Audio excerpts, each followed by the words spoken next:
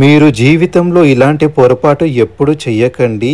ఏ దేవాలయంలో అయినా సరే నాగదేవత విగ్రహాలు కనిపిస్తే 2 చేతులు జోడించి వినయంగా నమస్కరించండి. మీకు ఎటువంటి దోషమున్నా సరే, మీకు ఏ మంచి పని చేస్తున్నా సరే, అడ్డంకాలు ఎదురవుతున్నా సరే, పెండ్లిలు కుదరకపోయినా, ఏ సమస్యలున్నా అవన్నీ తొలగిపోతాయి. అందుకోసమే చాలా దేవాలయంలో నాగదేవత విగ్రహాన్ని ప్రతిష్టాపిస్తారు.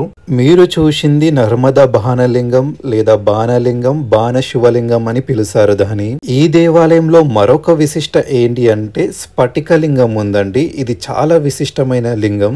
మీరు ఎప్పుడైనా సరే తుర్క ఎంజోల్ నుంచి ఎంజోల్కి వెళ్లే రూట్ లో వెంకటేశ్వర స్వామి కమాన్ వస్తుంది. దీని లోపలికి వెళ్ళి లెఫ్ట్ తీసుకోండి. ఎవరికి అడిగినా చెప్తారు. దేవాలయాలు ఇలా ఖాళీగా ఉండడం మంచిది కాదండి. ఈ వీడియో మీ ఫ్రెండ్స్ కి హైదరాబాద్ లో గానీ ఎంజోల్ లో ఉన్న వాళ్ళకి షేర్ చేయండి. ఇలాంటి కొన్ని వేల దేవాలయాలు మీకు చూపిస్తాను. నా ఛానల్ ని సబ్స్క్రైబ్ చేయండి. హర హర మహాదేవ శంభో.